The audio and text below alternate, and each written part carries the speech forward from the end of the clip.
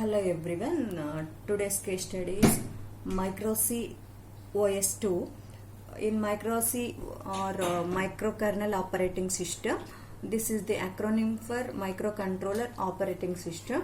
This one also represented as MC or OS2, OR UC OS2.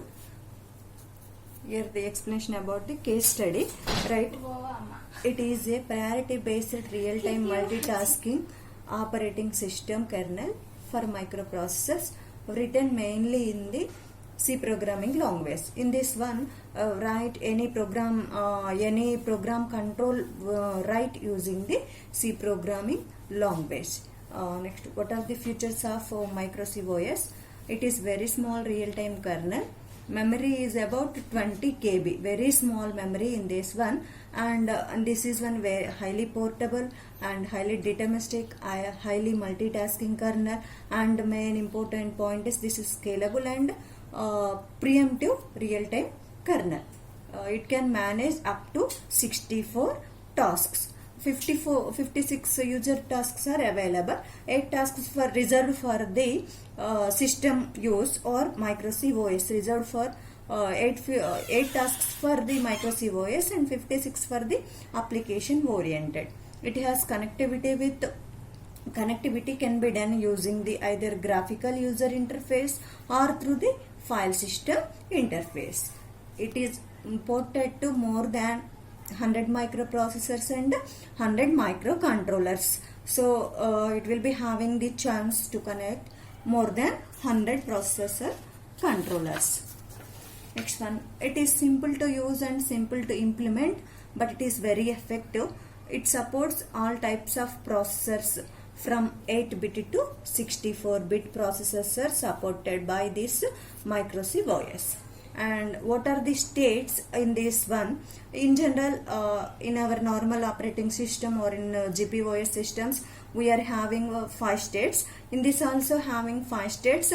Extra new name of state is dormant state, ready state, running state, waiting and interrupt service routine state. Next, what are the task management services? First one is task future, task creation, task stack and stack checking, task deletion, change a task's priority, suspend and resume a task, get information about a task. These are the task management functions. Right, what is meant by task future? Here first future is up to it can manage 64 tasks. And the next important point is this one is priority based scheduling. This one is working mainly on priority based scheduling. The 4 highest priority tasks and the 4 lowest priority tasks are reserved for its own use. This leaves 56 tasks for applications. Right, next one is the lower the value of the priority, the higher the priority of the task.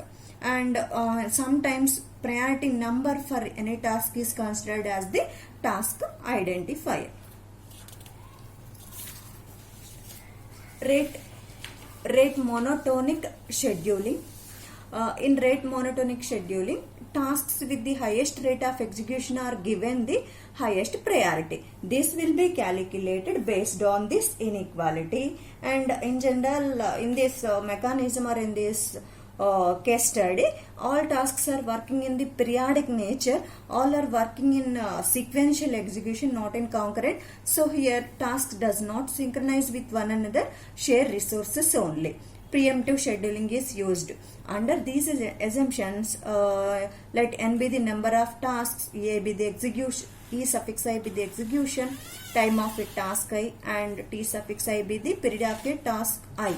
Then all deadlines will be met if the following inequality is satisfied. Using this inequality, so we are calculating the rate monotonic scheduling value will be calculated using this inequality.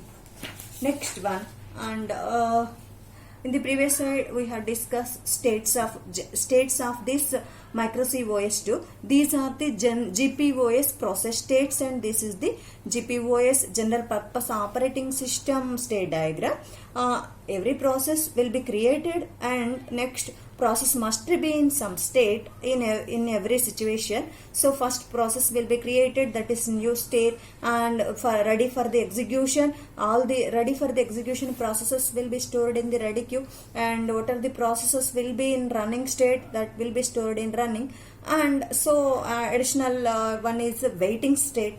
Whenever the process is in execution state, this one is waiting for some IO event or some for the any resources, that the process will be suspended from the running state and moving to the waiting state. Or any case for the interrupt occurrence, again system moving, whenever the interrupt is occurring, process is moving from running to ready state. This is the general execution procedure of normal GPOS operating system. So task operating system is running in the Micro C OS. Alright, task creation. These are there are two functions for creating a task: OS task creation and OS task create exit. Created process will be deleted, so that case is create exit. Next one is task management. Task management, right, in the previous slide I am explaining about process life cycle or process state diagram. Here we are explaining the task management state diagram. Here the states are dormant, waiting state, ready state, running state, and ISR state. So in the previous one, new state is newly created process. In this one, two states are different. In case of terminated state, here we are having the interrupt service routine state, and in case of new state, here it is the dormant state. Okay, after the task is created, the task has to get a stack in which it will store its data. Okay, so in which it will store its data using the stack. A stack must consist of contiguous memory locations. It is necessary to determine how much stack space a task actually uses. Whenever deleting a task means the task will be returned to its dormant state, and does not mean that the code for the task will be deleted. The calling task can delete itself. Here the only calling task is deleted, code related to the task will not be deleted in this state. So that's why this task is moving to dormant state. Next one is, if another task tries to delete the current task, the resources are not freed and thus are lost. So the task has to delete itself after it uses its resources. Okay, next one, this is mainly priority of the calling task or another task can be changed at runtime. Next one, a task can suspend itself, another task, a suspend task, can resume itself. A task can obtain information about itself, other tasks. This information can be used to know what the task is doing at a particular time. Next, memory management. The services of memory management includes initializing the memory manager, creating a memory partition, obtaining status of a memory partition, obtaining a memory block, returning a memory block, waiting for memory blocks from a memory partition. These are the memory management functions in this Micro C OS. Next, each and every one explanation. Each memory partition consists of several fixed sized memory blocks. A task obtains memory blocks from the memory partition. A task must create a memory partition before it can be used. Allocation and delocation of these fixed sized memory blocks is done in constant times and it is deterministic. Next one is, multiple memory partitions can exist, so a task can obtain memory blocks of different sizes. Next, a specific memory block should be returned to its memory partition from which it came. And it's time management. In the time management, first feature is clock tick is arranged. A clock tick is a periodic time source to keep track of time delays and timeouts. Next one is tick intervals varies from 10 to 100 microseconds. The faster the tick rate, the higher the overhead imposed on the system. whenever a clock tick occurs, micro-C OS2 increments a 32-bit counter. The counter starts at 0. A task can be delayed. At a delayed task can also be resumed.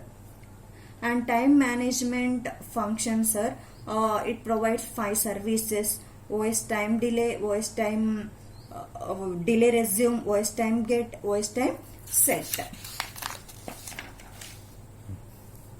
Next, inter-task communication in our micro-C OS2. Inter-task communication or inter-process communication can be done using the semaphore mechanism, mailbox mechanism, or queues. Semaphores are 2 types, either counting semaphore or binary semaphore mechanism.